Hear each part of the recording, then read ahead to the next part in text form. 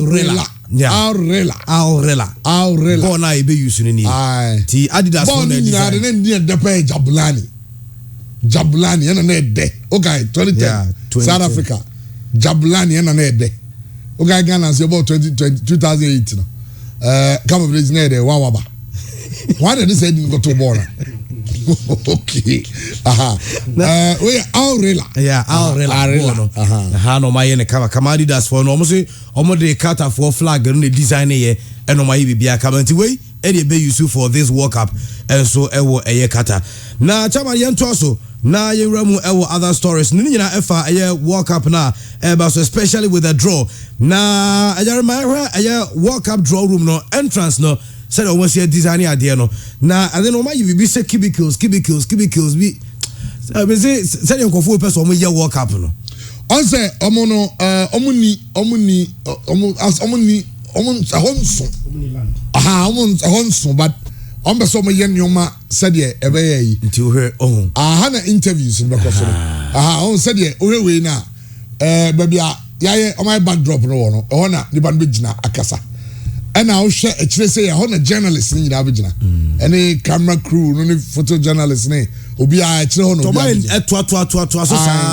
different interviews. What I say, Tibia Hana, Ketukune, Macadonum Jahekasa, maybe Abhena, Russia, the Russia card. Now Hena, Qatar for so penny for Jana, we must penny for Brazil for Germany for. So that's how it works. Okay. Now Christian I care about preparation for the national teams and Obi or no so Ebekobi. Only say England for your February. Omo qualify we no. And almost starting a hotel on be busy. Now per you see coach your friends like Gary Southgate. I remember England for hotel on person kokodano after a draw no. Hotel no so you the picture line kasa chirewa.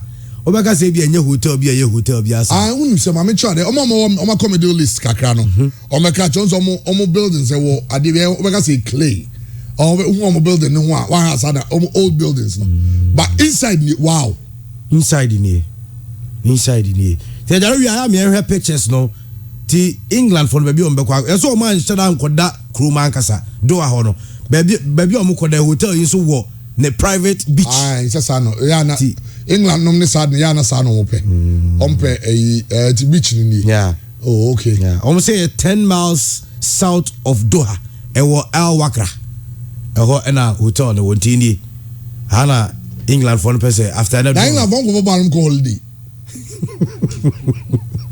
hey omo bo ti o say o hotel na nim say ya time I was already say ya because and sheda nya year bia Suka Wakra because sheda nya Wakra hotel but you do right inside now he said in na just omo ko bo na say ti on bed oh yeah it's beautiful top notch so I tell you we live on Facebook at this England hotel on my mind say omo ji omo koda meaning say teams no they provide you hotels obo ha omo specific where mom hotel omo decided they want another one okay well yeah trying say the Ghana delegation so ho enti we draw na omo hu baby you be base ya no ma say ba ko da one e be da Doha because Doha on there said driving it say so free na say blast abon ko da no da yeah so free Doha elko alcohol one of them crew be alcohol okay ho no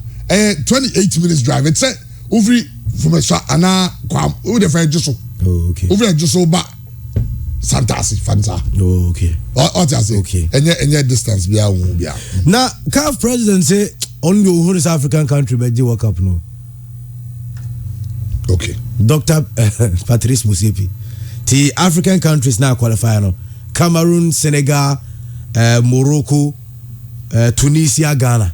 Also, who they say move back over cross. Mamiji Obi Christian Adwenche. Obi, African team to win the World Cup. Are we ready? Are we there yet? Well, World Cup near one of the traditional winners and upset me math from Africa. No favorites, no, because France has the defending champions, maybe Brazil because they have a solid unit, and maybe Spain to an extent. Over to me, the England kakra. But Africa, there's GDA Wompa, they are near Senegal.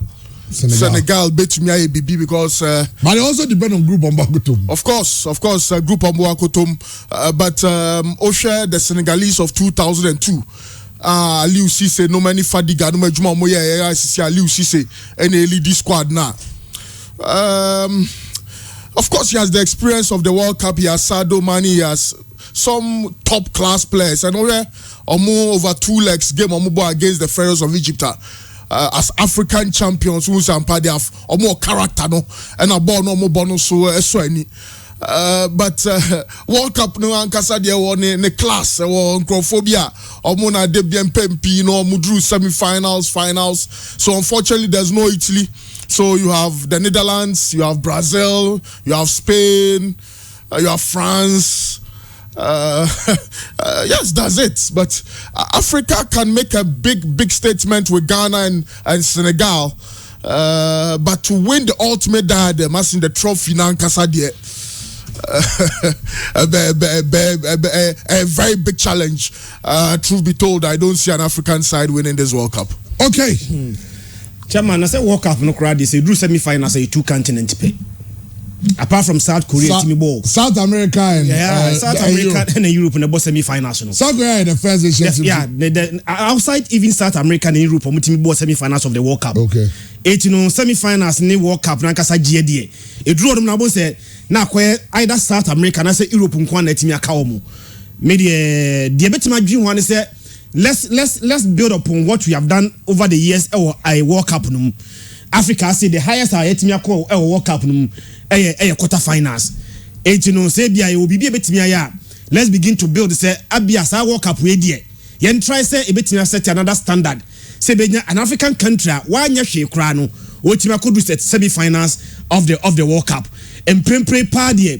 When you look at our strength as Africa, say na me catch say even ranking kra no. We had the highest ranked team on the African continent now or airport 3. I just said the best on the African continent Krano and to me and qualify into even a second pot of Sahara rank a draw na baba and no. Africa is not there yet. Maybe in future there, you bet me be a team bia, you bet me challenge for the World Cup. But the immediate World Cup and November idea, Chairman, I don't see an African country to beat me at the World Cup. Let's try to be at the semi-finals rather say yes time to beat me at the World Cup. Well, African countries are close, and in fact African countries and we said about that close. I mean quarterfinals. Senegal, Ghana, and Cameroon. And Cameroon quarterfinals. Into Mama status are recording now World Cup. Yes, Nigeria for the from the buy they are fine, but we don't find this. You know where they are back on the beba. Now what is this VAR machine? Where we are on Nigeria. They go you see Nigeria. TC park is no makukuruko. Listen, nipa no oye kronfo na dwemu da o. Because nipa ni bebre na kontokwa no hu screen no. Ebi tete na to say no hu screen no. No page say ja dadie na source no the ma condemn for. No the screen is them. He's a very smart thief. I was no ye hu no na ye bona baso. What is on over back? Yes, no smart. The target VAR machine. We take advantage of the situation now. What's the Sadiko? Now, confronting you, Megan Joma, you on phones. Dr. Banya could 2 iPhones. Yeah. Left and right. No, what Adams got there. Omo yi in the phone. I'm saying the passport card. Oh, ye the only bottom now. How they do it? Omo no nyam nkwan no. Omo Nigeria. VR ready we akọ ready pa na we are there. Say VR near we are. I go be the joke we ba say omo the machine be check for. Omo the bag Ghana in bet 3 hours na check for be 2,000. Omo the call US be 3 hours na check for 4,000. Omo the bar Nigeria in 2 hours no machine here. Omo machine. Yes, Nigeria I don't know. VR machine will be the call. I'll be the call. Okay, you. Okay. And it as But Chairman, away from the World Cup draw, no, good news for Manchester United fans, and of course for Chelsea fans. You know, Mamisha said from Chelsea, the good news, and it said, "Obi, Cesar Azpilicueta finally extended contract by 1 more year." The amount initially about said Barca falling the Dincomo tree, and he named Senka Azpilicueta ever joining FC Barcelona. But Edano pay almost free international break in the Bayano while extending the contract by 1 more year. Eddie ama Chelsea. Likewise, so Manchester United Bruno Fernandes anopeya also extending the contract no Eddie ko 2026 and a 1 year option. Into no Bruno Fernandes so extending the contract Eddie ama Manchester United. Na Manchester United fans no ene run ne Twitter. Said we see Di Maguire tem no me ntiase. Omso ayde. So players ni free international break aba. To oboba no omo ko training. Na Ronaldo teneke mu aba besneko. Maguire teneke mo say mani ni Ronaldo echi. Oh. Then na the car. On Ronaldo ne car no eba ne bodyguards no di echi. Ti after the bodyguards say Maguire car na di echi o so Anti Ronaldo can dey ene di animu ye. Ka be Rolls Royce ana. Yeah, yi sisu bi. Is okay. Okay. It's Ronaldo ni. And the bodyguards ni di n'echi no. The bodyguards ni. And onu ya na touch ro. Omo mo ntraka ni na chebo ni obi di nkomo fun so wa bi TV.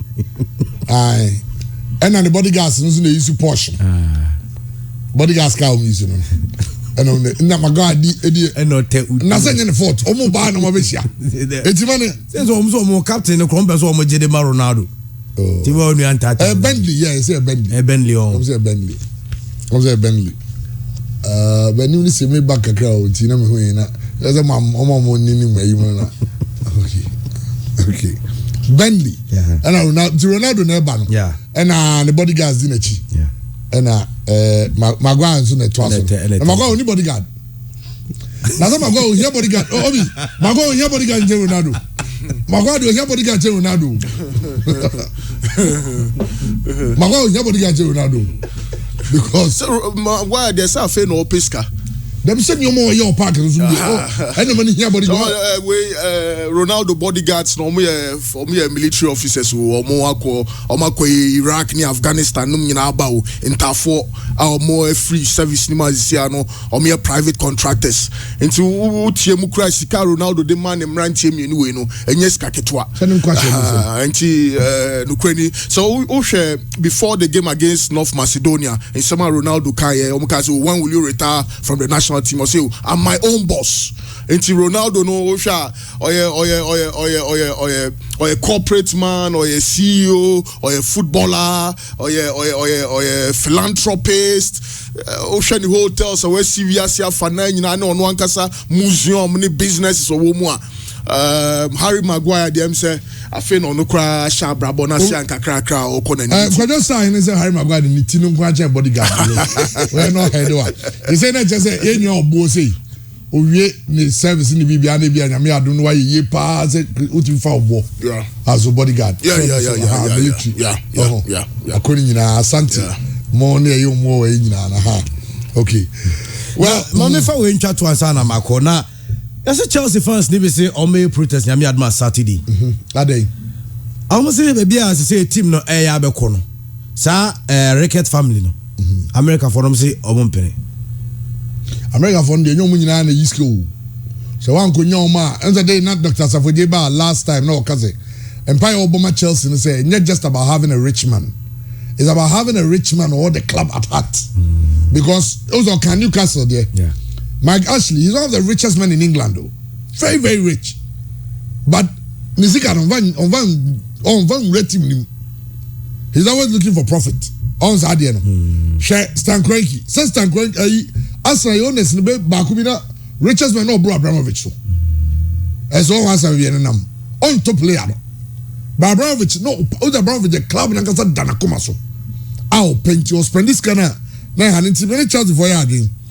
Almost state sporting reasons na minim say jaribenya eno de atoso amaya omo reasons ni bi omo de statement aba na reasons ni bi omo de bae no a omo say no nti omo mpene ma team no enko Rickett family no no ti chawan ebi ni omo point out okay me we you maybe say question me answer I say Jose Ronaldo can or right from left near right unlike other trials and Rickett picture no to so na you had you also, interesting observation. Ronaldo and anybody guys about. Also, UK, right hand drive. Yeah. Right hand drive. It's here. Oh yeah, Ronaldo can a left hand drive. Yeah, the so what I say. Yeah. But she two other cars they didn't know. The bodyguard no. a right hand drive. Yeah. And I'm Maguire just right hand drive. Yeah. And the Chelsea Ronaldo. Say Kano, who's all the free in a buy, who's all the free Spain, who's in a buy. What I say. And I'm sure that Omo allow those. Say Maguire to make you right hand drive, which make you. Yeah. They say on car uchi. Yeah. But the Chelsea say baby a car no kind baby have fun. And also who's on to me for right. And I left on the say oh cool and you say you're always supposed to be on the right side of the road. What I say, well, no. Why Chelsea for protest on the Nkani Queen? Now World Cup draw, no so Bema Obini Christian, you know, Bema me, almost expectations. Any group of power and Gomunya for Ghana, Komani Beji. There are also many sporting reasons that bring us serious doubts over the stewardship of Chelsea. One, pay cuts to Chicago Cubs employees during COVID-19 at a time when Chelsea employees remained on full pay. I must say, Sir Rickett for no Omuna Chicago Cubs. Omodia. Na Emra eba say COVID by no. And yes, what you pay so. Omo te omo pay so. Eti omo de nyare omo prema sad na koso. Na Chicago Cubs no Major League Baseball side. What I say? A baseball side. Chelsea was on play. Obviously, Sango for there. Omba, one SMBC promoted because that time, that Chelsea players enjoy full pay. Until be a pay so. Second, the Chicago Cubs fans' pockets are being milked for some of the most expensive tickets and fan experiences in MLB to pay for the stadium while getting rid of their best players in a fire sale and without reinvesting in the team. Almost Sango for you on Babatoy. Omo team na baseball team no. Omo ticket boarding Andy. Omo say omo pockets no go for ni triska ombo to mi na. E tomo ni say oba Chelsea tickets ni bibia be koso. And to be turn the best players wa bra on to be nchim. Of the 2019, Tom Rickett stated that the stadium redevelopment project had gone around 100% over budget, implying that the Rickett family has spent almost $1 billion on the stadium with no foresight. I was going for no money and the the Chelsea for the San go for everybody. I'm playing them preaching. Yet in Koswa, but young him. Chelsea for the Rickett family for the Omon problem. No one has on Pachamountry. They want to be the way invest you.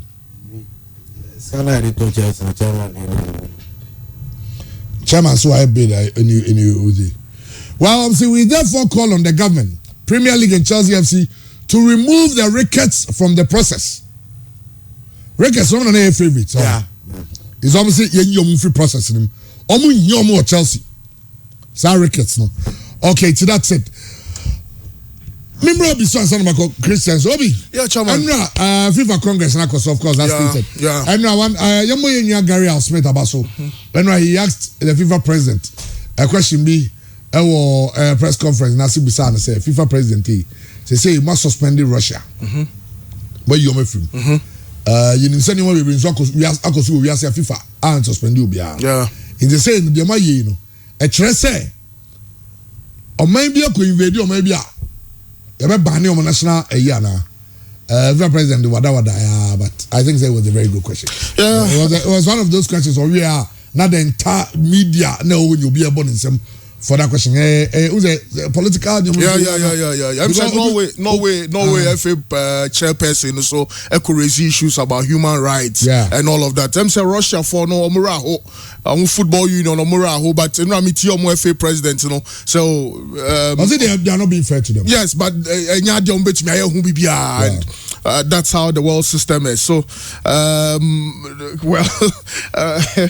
in Tokwa, Russia and Ukraine in Tokwa way the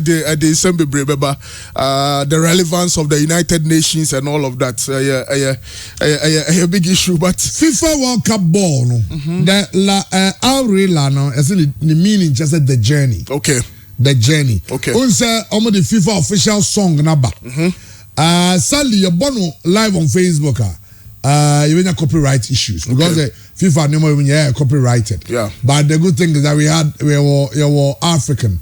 Bako joining other artists no from Qatar and Middle East no. Okay. Yo Davido. Okay. Davido eka honti. The official song if na higher better together. Nti ya be Paul Jumedie na ye bebo. Okay. Ya be Paul Jumedie na ye bebo. Na ye de achire bia. In Russia 2018 according to FIFA there were 5 million visitors. Okay. 5 million visitors. Omo Qatar for the suspense bia na we no. Russia ko Europe Europe. Just say amount for ben ho nti. E ma hokɔ ne anya din. Bibiri koi. Yeah. Nti na Russia number no super no. The Qatar for they are expecting 1.5 million visitors. Okay. But already there are no places to serve. No more hotels. Yeah. And so and draw 4 p.m. the live draw break. Yeah, it's chairman Sakabe 234 days. Somewhere in November 21st to 18th December. Me sure say be Bronya or Qatar. But also FIFA for website also mo ankasa the mo play predictor no. Mo the mo draw predictor na ba makobo me there. Nti me results na ba. I also go here simulation. Yeah, simulation ewo FIFA for. Yeah. Oda my jare. Media mano na me group A no say na koye. Group A. Of course Qatar or group A. So Qatar UEFA for no make either Scotland, Ukraine, Wales. Emu ba kon ebe wo Qatar for group name. Now when you Mexico and Croatia. Group B, England, Ecuador, Canada, Denmark. Me predictor play no sane koye. Yes, Group B, Group C. Group C, Spain, Japan, US and Morocco, yes. France, Cameroon, Serbia and intercontinental too, no. Maybe Peru versus UAE or Australia. Move back on and turn back show now. Ma complete here, no. Now you call Group E. Group A suminya Argentina, Poland, Ghana, Iran. Hey, that's a very good group for Ghana. Good group. Yeah, good group because yes, Argentina is tough. Yes, Iran born more as a team, many individual stars, but they play as a solid unit. And mentally, Iran has always been a tough side. But Poland or Robert Lewandowski, one of the top strikers in the world. Argentina, so the greatest of all time. Of course, they create a lot of debates, but Lionel Messi simply outstanding. And Messi Bepese Qatar 2022 we be in the last major tournament obeko into Argentina for us be pre say tournament we betumi age, but only and that's where the argument comes, because in 2006 you call Germany na Samuel Saiku for Sheila Iliasu, Habib Mohamed, Adukoye Papo, Samuel Jan, Haminu Dramani, Razak Pimpong, all of those players don't call World Cup that. But almost share quality beer. So share Brazil game no mo share come here sana. Na sampa insunia da yani Brazil for in them. But at the end of the day, Ghana make sure so my be money on mine and Kasano or make you proud. So I was more GDS from especially where Juma yan fan sebe na otwe baako na otwe mienu na akwa chair na otwe miensa adwuma otoado ne mpanyifo ye no ohwe adwuma mo ye na etumi nya results over relatively established Nigerian side. Say I was say nya GDA say Ghana the Poland dey betumi ahye no, Iran dey betumi ahye Iran, Argentina dey mekai Nigeria 99. Ghana share Argentina kabako moment, I think it was either Pito Forikwe and Ousu free beye and a share go no Nigeria. Yes, Ghana ni Argentina anytime be a tough game. Argentina co World Cup 18 times, Ghana this will be our 4th time or more experience and all of that. But sa group we bomungwa dia Ghana betumi qualify for the next round. Group F no so no Portugal, Germany, Uruguay, the Kingdom of Saudi Arabia. And then Group F no omo edema Group G, Brazil, South Korea, Senegal and Switzerland.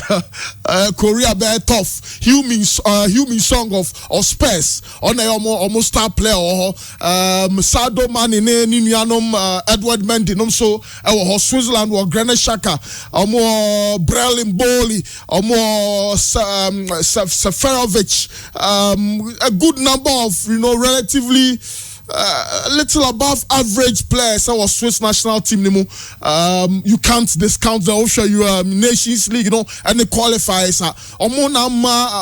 My friend Italy, World Cup, but Brazil missing World Cup that 22 in a row. They are always there. Qualifiers, no so.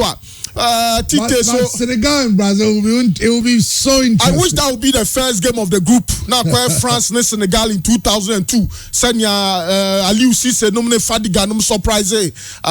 Sa France side no, and as our French team no. But in this group, Senegal nya sa group where they are to qualify. Now Group H, Belgium, Tunisia, the Netherlands. Oh, Holland is back, and of course the veteran coach Louis van Gaal na handle omo. That will be another tough group, but again, that will be an international, intercontinental, or more either Costa Rica or New Zealand. A muba kusube to me a group name. Inti Ghana group no be a me saka any day, and I me to my bad and I me shisha me sako can. But Ghana, tell you simulation. Oh yes, so it's open. It's on the site today, you know. Yeah, over time simulation because. So ayanya Santi. Okay. Virginia no so ayene de asisi. Okay. Now no simulator no oye no. Draw na onya no. Okay, in group A Qatar, Uruguay, Serbia, Ghana. Okay, group A Qatar, Uruguay, Serbia, Ghana. And in Luis Suarez biom. Aye. Oh, Qatar, Uruguay, Serbia. Hey, Serbia so Serbia World Cup oh yes, 2010. But Serbia is always a tough position. Qatar home side. Qatar for no more training so ball no muhubo. Training ya bubo tournament so bukromwa, but still no it does not look too strong. Ghana against Qatar, I'll go for Ghana. Uruguay, Luis Suarez. Jose Maria Jimenez and Lucas Torreira it will be a tough game, and of course Federico Valverde, Uruguay. Edson Cavani Bekobia, but Ghana Uruguay. I'll go for a draw for Ghana against Uruguay. And chairman, Mr. Santi, final one here then. Last country, no. Says Serbia, Uruguay, Qatar. Okay, Serbia. Okay, Serbia to another draw. Say to me, Asante draw with dia 5 points. Yes, Ghana benya 5 points. 5 points will take us through. Yes, Ghana benya 5 points. 5 points will take us through. Okay. Yeah. Well, very interesting. And then exactly 4 p.m. Yeah, the draw. And so the live draw, but the real draw will be done today. The real draw. And no, I'm coming some more. Nasibian comes from Bisa. Also, a World Cup hosted by an Islamic country. They have their laws. They will not bend their laws for anything. Alcoholism is banned in Qatar. Alcoholism is banned in public. In public, yes. Now some can say, and even in the US and other places, you cannot hold alcohol outside. But say to me, you if Qatar for they almost say it is an offense to get drunk in public. Yeah. Punishable by a fine or 6 months imprisonment. Yeah. Until we are getting in Boko Qatar Nibia. Yembendi rules need ye into kwa na wa behave accordingly. You be betima konom sa. I say so ubo umpie. Yeah, umpie. FIFA fan zones nkwa na betima konom sa. Onum wi a wontimi pie biem. E di fan zone one ya babono. Ya okay. Ubu wi anu ada ho. Mama mo ko ho babono. Ugo anu abo ho. Na na o che wa. No aka anu me say. A fine of 6 months imprisonment. Chairman, one had no asokwa koyeshi. Even that chairman, and so work wedding. Make I say club World Cup from ball or Catalan na a beer it cost £5 because I cost a wine ding obiansu pebiato so demand ACD demand ACD supplier na a prices so kosoro dia amanfo bebre pensana ton sanso e sorte dia jama um de bobumo unum wi a no behave say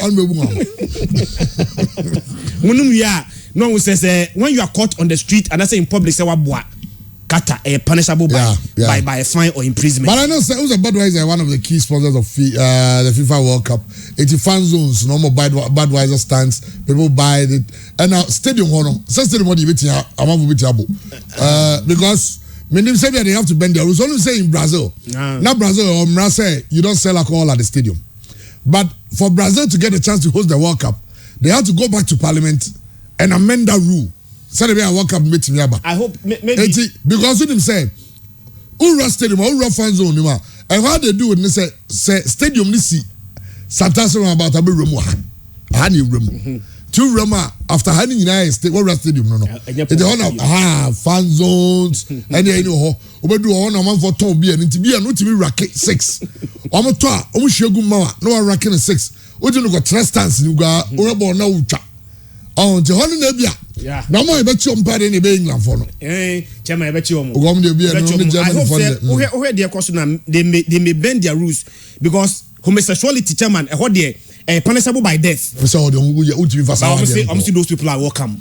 Obviously you are welcome, but you cannot practice it there. Who to me? Who they try? What there? It's an Islamic country. Also, be a welcome. You can be out here.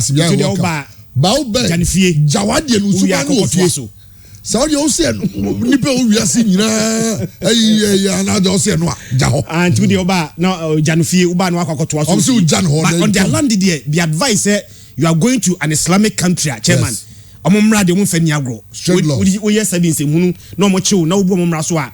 They may punish you. Yanum Sabasa, homosexuality, chairman, punishable by death. Yet you are punished. But brother, the chairman, who said, when you walk up on the air, and the Untimina is a drosser, open that country Bakubia, said all day. To not country Bakubia or Diana, no yes, so we don't show grand when you and Tankay Airport 2 beer, chairman Kevin boy, but yeah, airport 4. 18 country be betimenya no oh sa port bia mu no sa country no was rosne ye se peke airport port 3 for na dia higher above omo ani mu sene ye se peke airport port 3 a omo ani mu sene ye o peke port 1 for na omo ani mu sene ye but country ni bi was rosne bi ntimi that me group na me hwe Ghana group radio chairman in airport 1 me peke senka me be hia bi ti se Portugal Yampeki, omo strong the Yampeki Portugal. Na onya Portugal Portugal in Port 1. Port 1. Now to see Ghana play against Cristiano Ronaldo. Yeah, we have a score to settle with them. The last time we say is 2-1. Okay, yes, it's your team is stronger than before. German Tienya Portugal or Port 1. Now MFA Poland. Uzi Tunisia Tunisia and Senegal from the same continent Tunisia. It's Portugal. We need another European Morocco, Senegal, airport 2 no. Chama yemfa Denmark. I would like to say be Denmark. We say no there. Hey, Denmark. O chama na now open Denmark. Open Holland. Open Netherlands. Aye. And open Switzerland. Aye. And Uruguay. Me pomugration will be Uruguay. African team be attached North American teams no World Cup. They will say we do. Yentino mo. And the World Cup yentino mo. But so man say. Oh, chairman, but you film. Aye, mum. The here so you film. It's you the one for Portugal, Denmark. Yes, no for Denmark. Na on send the Ghana the group name phobia. Enti group 1 here Portugal. Na ma for Denmark. Na ma befa Iran. On say Iran be relatively easier airport 3 num. Enti the first group ni dia me sure say Ghana betimi qualify. Onim say the first group na Denmark for so omukro mo make so mo qualify because on be Ghana ni Iran. And say dey say obi apay because baby akwakoto ne dey. Upe teams na ranking what from Pana. Ghana is the 3rd ranked team at this World Cup. Intino yakwe obi adefo obi epe. But me sure say the surprising other countries are the first World Cup. Now yeah the lowest ranked team in our group. But yes the second place team. US Czech Republic. Not all of them were ranked ahead of Ghana. But your first rank na mane hu na yes omu nyina. The other teams may decide say they may watch our rank and maybe underrate us.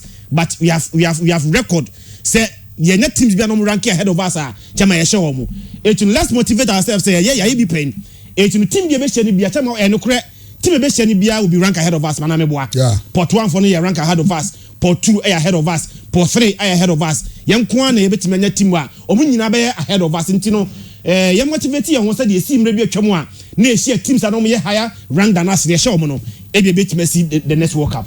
Okay, Asuma Steven will say, I see Ghana, France, Iran, Switzerland. Nas or Chineboa, Ghana, South Korea, Uruguay, Spain.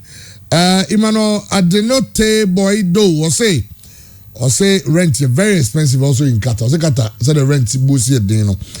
Zion Kofi from Balls, Ghana, Brazil, Germany, Argentina, 18 Brazil and Argentina. Omini saw me see that Brazil and Argentina are in the same pot, so we cannot meet them. Hold on, a more thing. Kwagula, we say Brazil, Germany, Iran, Ghana.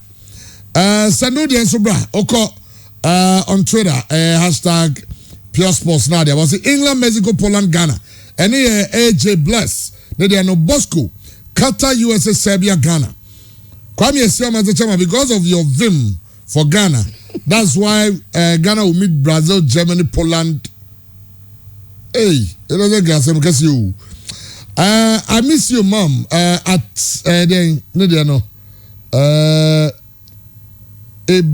Okay, well, I'll say, I'll say group A, Qatar, Denmark, Poland, Ghana.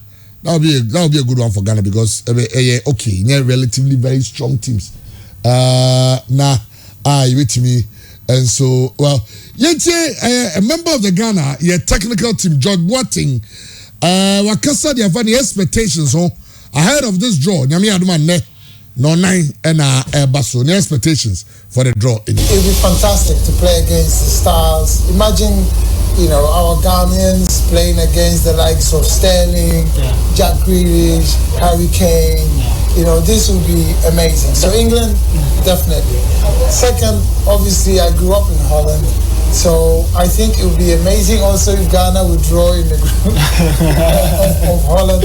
I'm not putting us in the group of death, because then we will have no chance. But I'm very close to Holland, so it'll be fantastic if we draw against Holland. And then because of Otto, I think if we draw against Germany, it will also be amazing for Otto because obviously his background with an attachment with Germany. The likes of France obviously are there. You got Brazil, but I think if we can draw against two top countries. Mr. George Boateng, Wadama, Ghana for your Pawasem, my idea. World Cup ma qualify munyina tenga team no draw now Pama Ghana ndie yesrawada Ghana for yempe adabraka ejare for port no to na men ka George Boateng so kan no e be tie for next sound ni mu ye no anti ni here or say port 1 no it would be nice say team no ayiwom obi Chris Hughton also no ni England ni Ireland ni but it would be nice to play against Jack Grealish, the Raheem Sterling, one for next to England, and where you are more. Part 2, no, so I say, the Netherlands, Hono Bibia, and Sadeno, to young Netherlands, Kenya bad. And now say, Germany will go to Adon so, on when you know, Netherlands and not Germany. A pair of oh, go for that go for me no my sana. The enye yes renada. The ompe katane if we are Serbia ne Poland ya honaye. But what cousin so there for a World Cup no. But unim say there are issues. No so ba even the World Cup now because I found quite the escape no because say you move on from there. But now the debate has started on social media, on our various networks, on radio, traditional media. Say Ghana qualify. Do we need to strengthen? Meaning say, and when you need areas, say about strengthening as seven predators. I'm going to say, every player do baby. I go fanaba. Also, if a players are on me about baby, what problem no? Na yahe. But na Friday, and I'm saying you couldn't serious. Ever can to form, ever to form, What is the Balogun? Beyond Balogun. Balogun. Ura Ghana dressing room after game. Look, congratulate Ghana. Ura Ghana dressing room. Na you the video number 2. Net if we appreciate it. If you are watching us live on Facebook, you are watching us as a captain of the side. Any side, you know. Me can't Ghana a captain party only party we have on the party. Or chat and I no go check cameraman. Them say defeat the buff and teams go. We go the camera. Ultra camera no go channel. It's ya Ghana team. Now we show how man relax. Baby, I celebrate here, you know. And or chat your money na. And so that this time you know be VAR. That time we know be to 2. Yeah. Kwabanenya abutie to VAR no enso ewo stadium ho. Eti now Ghana Salisu mohade obi ahade prof ono cha prof no cha no onzo share the space no share space share the lens no sana to one because professor bi a oye boys friend prof prof odoy now say Salisu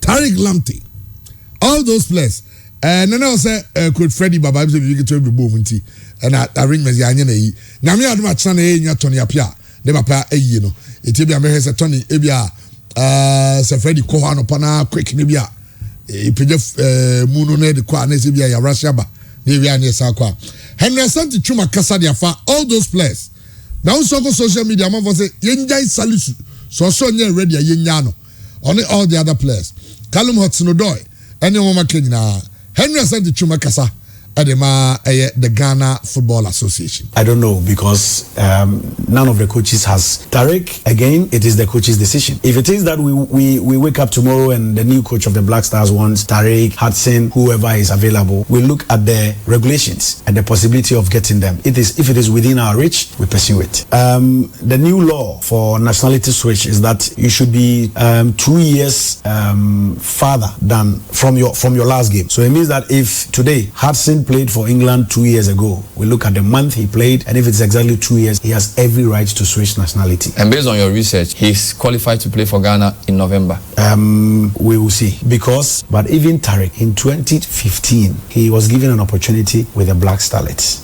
Unfortunately, yes, at the under 17 level. Unfortunately, they didn't pick him. Whether it is true or not, I can't tell. Will Salisu be called? Again, it depends on the coach. Did we try to get him? We've made overtures about 4 or 5 times. What did he say? Siki Akono tried, he wasn't successful. Milovan tried, he wasn't successful. Otto tried, and he still thinks he needs time. He still thinks so. I think we've gotten to a point where we feel we should rather focus on players who are ready and willing to play than players who are not, who are dragging their feet. Okay, Siki Akono try also when you're ready. Milovan try also when you're ready. Otto Adon so try also when you're ready. And I said that the Ghana Football Association president Crown Kwaku meeting the family I try so meeting the family or ha maybe bia na nyina so anka go si hwenti. All the fine say a banner ye dia eno.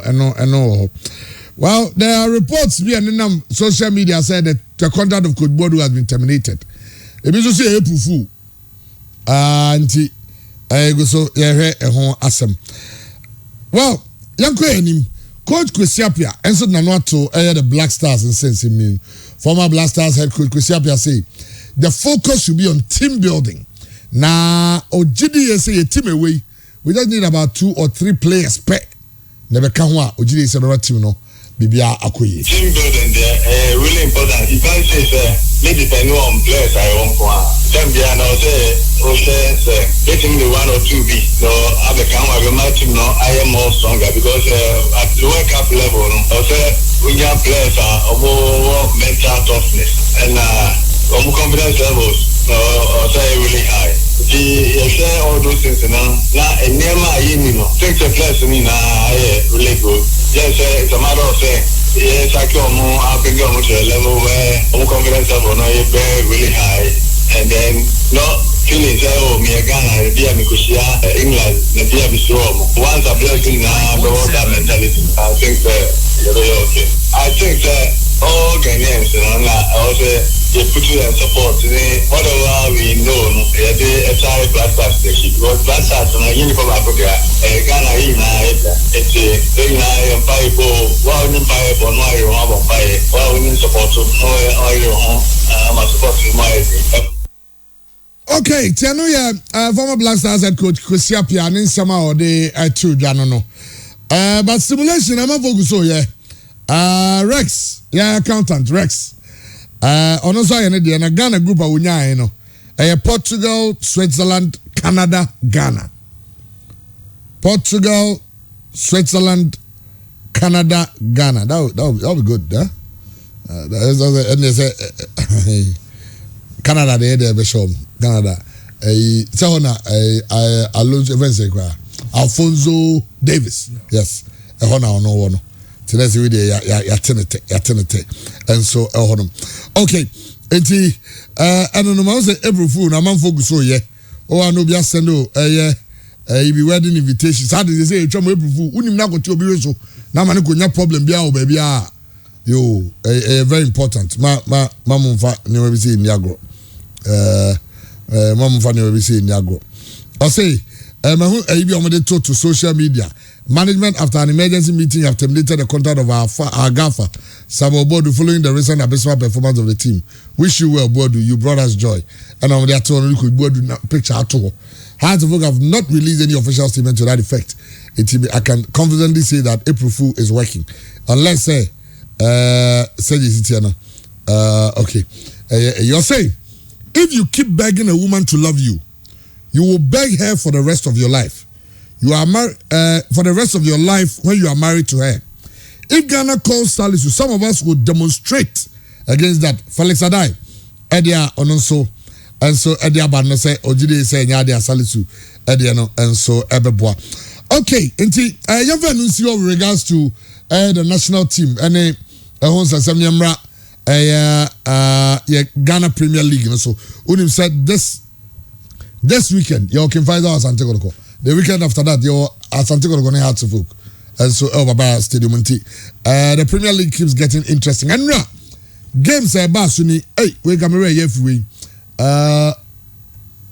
Obine Christian. What's the reason? I'm meeting with the Barbara. Of course. What's the Boha? Obehunona. The next day, 1 month, 2 months, 2 years. Then I'm here to Sana Bravo. Yeah. A typical example is Afenejan. Was an old secondary school. Yeah. Or bunch of schools. Yeah. And now Afenejan Bo Roma. Yeah. Now Afenejan video BP and road school. No. Now as the school for more ye. I would diasa. Now you send bro. You send bashe bro. Live on Facebook for no brands on about Ghana Premier League so. Now I have said next Friday I was get there to form na. Next week na ship dealer beba. Next week. Then the team will be ship dealer. We got a ship dealer. I'll say draw no. I'll say quasi. A giant sword beba. A giant sword beba. It's half an born again to her. Let's say you appreciate the amount. Yeah, we're in Ghana Premier League. Match day 22. Saying first just net here. Mediama checking further come comment to me. In fact, Mediama match no na omo no. Sunday nobody was rained off. And almost twice. So we said I think I'm gonna share the only goal of the game. That's a penalty. Accra Lions should be any goal stars come and comment to me auntie. Daniel Ewuni on a share goal. Now Santiago gonna Kerala. Obiasha Nko Eka Bako. Abdul Ganil Ishmael in a record. It was our game in him. And so it's that Santiago go lead the league, with 46 points, followed by Bichem United, almost 38. Gonna go lead on the league table near 8 points. And so Adriana Stars and so 38 points. Omni Bichem now tie was second. Great Olympics was 36, fourth position. Fifth Mediama 36. Sixth Accra Hearts of Oak. It's a Hearts of Oak ne Asantigo Gab no ISA 13. Okay. Okay. Brokum Chelsea and so Brokum Chelsea and so the 7th. And Dreams FC that 8. If I didn't cross here, and Mina shot the 15 points. I'm gonna dance 11 wonders. Etosona, Wafa, RTU, Bemini Ghost at Lagos City, Accra Lions, Shanti Gold, and Kim Faisal at the 10th. Our league table, Nusunti, Nessa, and no. Yeah, the highlights of Enra Santiago go game, no. Yeah, bro, and now here screen the SWA live on Facebook, live on 1HD TV. Over to me, who say, and then Rana Stadium, Tiana attendance wasn't too encouraging. It was a blaster feel, no. I had to get a shine away from league in the Kakam. Say, as a blaster after qualification, or the narrative, blaster. Yeah. I'm a league, yes, said the game is a coin. Well, Chairman, I saw a mirror Enra game, Asant Kotko, Karela, and I'm say, ahoboaboa na ne for World Cup no anka mesrem panyimfo so enimo yai omomaye hu permanent managers of the Black Stars yenim se Otoado ne Chris Hughton no mo handle qualifiers me anyway ye besrem panyimfo se why na head coach say Juma no ye de ma Chris Hughton anka mesrem kra se Chris Hughton on keeping advisory role na Otoado enye head coach no na George Boateng ne omo amaka nyina no omo en confirm omo keep same structure. Yes, because I'm say you didn't kobo kakra no mrante ni nyina na mpanyinfo nine no obia click into obia de ne de kakra ba ebetumi aboa nti yehu what the structure is as far as the Black Stars of Ghana are concerned. You best send mpanyinfo so more kata iso no more arrange a lot of international friendlies. Friendly they say obi na be free. Yeah, they say ntimi free. Oh, ebetumi afree.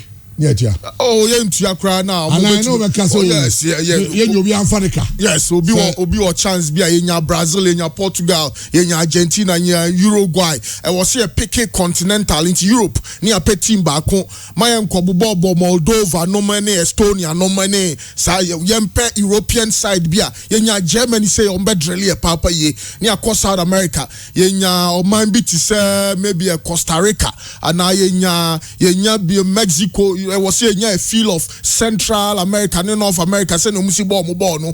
Na yenya Senegal na Morocco ba kubiso na Cote d'Ivoire ba kubiso eno so betumi aboaye. Inti international friendlies near mo yemwa inti mpanyinfo hwe se ne omo ebetumi ahihye nioma. And na ye scouts no so no we dia emsa kabe 234 days. Ye hu scouts of course hu ya say fe no be announce scouts but omo hwe na ye scouting network no right after the draw I was a scout scouts here into one money scouts, one money team psychologist, Sanyo money no, I was saying for now almost squad na qualify in the MC nya best 70 or if you nya 80% of them ranted on qualify no so move Remo World Cup now and also a dianke bebo papa ye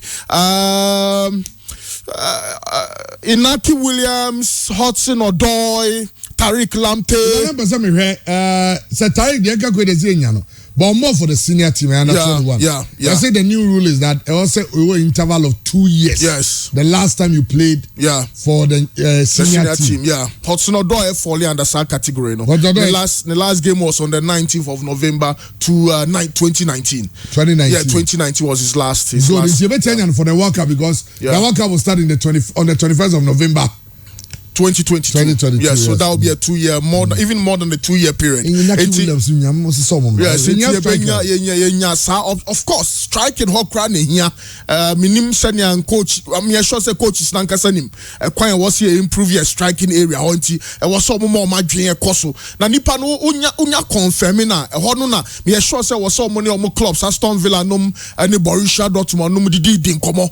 More who said there be your mind who here senior and so there or mind be form ho ka umbe tumi atu omo na etumi akoyanim me sure say we no nya de ba ku bi a sheda hia bebre but message and campaign for so consider a jersey no so hwe ye ne Nigeria for kumase na bebre na hye yellow no em say Ghana for na nkasa pay yellow no abedi nom yellow no de boy no ne tonia Frimpong Manso mo 92 squad yellow no mo hye no sa yellow jersey no no kwani sunsum wom enti nka campaign for no so I share sa jersey ne colors no because we a World Cup ye kwa koton ye ho your man ye flag no white be any baby anti yesra mo so money had ya money Puma for no be din komo now mama yellow ye yellow no ye number one choice now ye white no maybe a second option black ye third option but white no there was sorry yellow no there I was penny for her na omo etumi handle sa your man so ye and of course the logistical support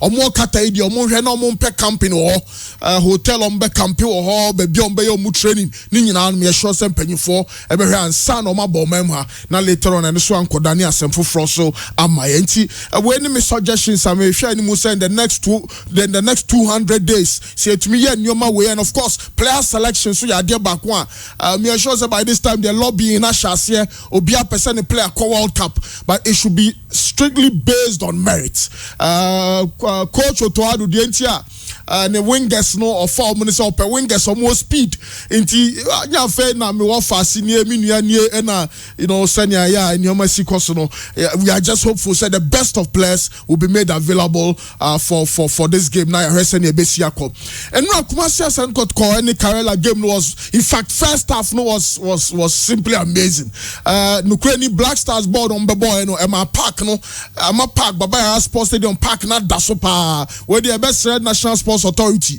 senior park na sia ye ne de yesremo na otwemienu na otwemiensa mpese ba be hu se mood da hosa se sia no MC Stadium no e be fan se so far as to me host Ghana ni Nigeria de ye international standard da ne sa enti o hwe mrante na omo ni je ball na omo ankasa na omo bɔ no me sure se Karela call ya away team of back kuma se no ball or boy no mu possess or mu pass no na ya there so in first half ne there na ye very very good game Obiano pass Karela for no Kelvin Ando Amonu Omar Bashir not just a ball no mo ball na I saw any anisa now so I think said the biggest and the see first half ni mo ma game this is no a red card Abdul Gani Wedi say na cover was Maxwell Ajimakito the man no na cover no ni honti Calvin Ando moving from wing say begina number 9 position no we omo artist obia any and national was the captain of the side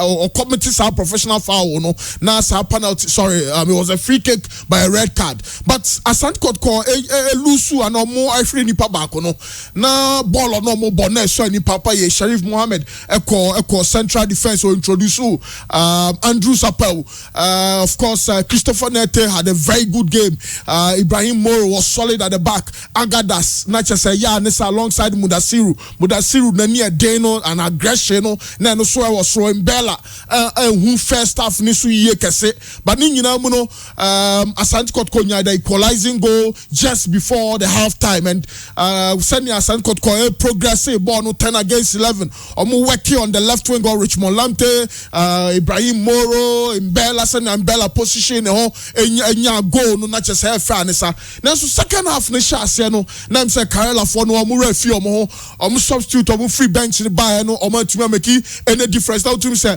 Asante Kotoko mrante no kra no omo da form nipa baako no omo no bibi da mani so omo pese omo je 3 maximum points ni nia no ema omo supporters Karela no ye man advantage of course so our footballer cha obeja to say do 10 against 11 a comma team no what 10 players no but Kotoko extra bibi so nko say omo here results and many coach Bismarck Kobimensa Karela for head coach no adwin say the mrantia no yes no is suspended no stance no ni only touch like but the mrantia no ball no mo bono na seriousness behind senior coach ni kai no otum say agro na no moody but it's better to pick a point than to lose all three senior coach Prosperity kai bibi sisa ana sisa kese bia masro say Kotoko against King Faisal we only had to work my biggest worry is said they are missing Ganiu for the big game or against Hatawoka or Baya Sports Stadium but beyond that it was a great game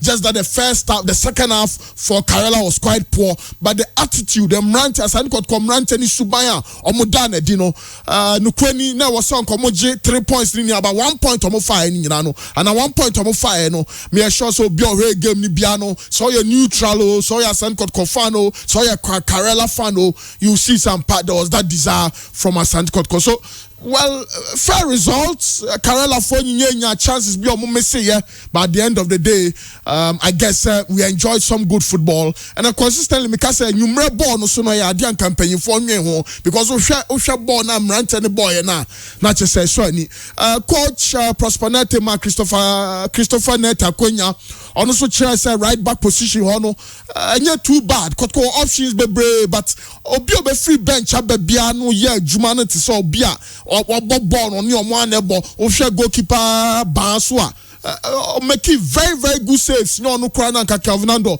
and my game no 2-1 in the second half but he was quite solid at the back Minimeda Fabio Gama no many or more Makan Benya Kwenya abo games but Justice Blaze so the stability kakra bench it was a good game and I'm just hoping so weekend it can Faisal and Asante Kotoko that local derby no Asante Man derby no a very very good game but credit to both sides on my very very good game.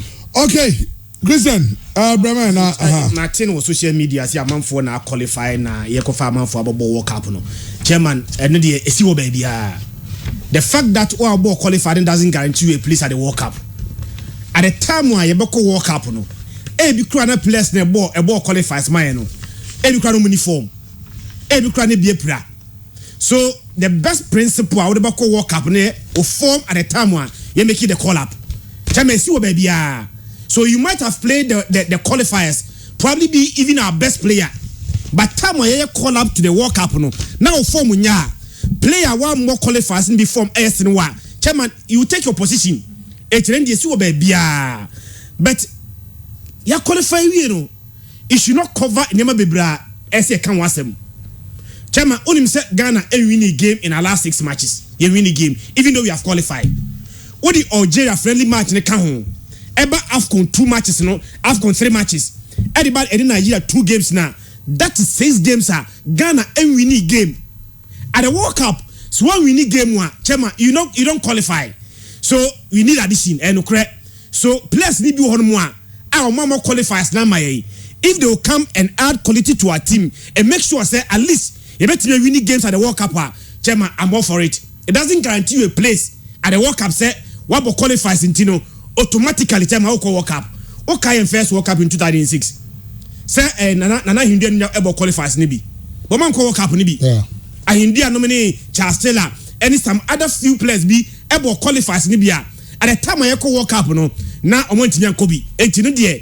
So baby antino se World Cup squad de ba na play bi obo qualifiers no entinya nkobia na obi a wa mo qualifiers mba besia kwa menye so se Ghana for be kon tokwa yenya quality addition to the team na ehun say we are now going to pick a win untimi nko World Cup and more games be miensa Abraham pick a win and expect to qualify to the next stage.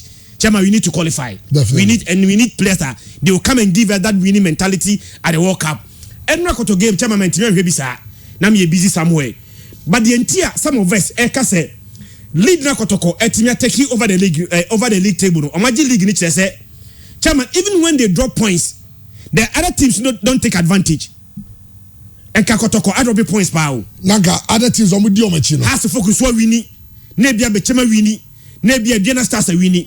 But kotoko dropping points the points gap is 8 points because the other teams now it is asanji kotoko chino. Omunya so drop points they don't take advantage of kotoko dropping now. Obetima dropping points So some of us other teams in our form eka said be and the kotoko may drop points but now very difficult to see other teams taking advantage of that.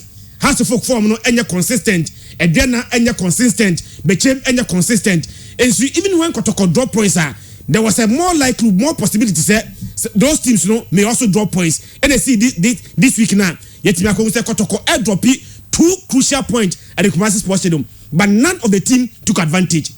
That's why some of us believe say they won the league already. They won the league, okay. Yeah. Well, father say granted that maybe I'll be a Lucy form, maybe no one qualifying in any bit.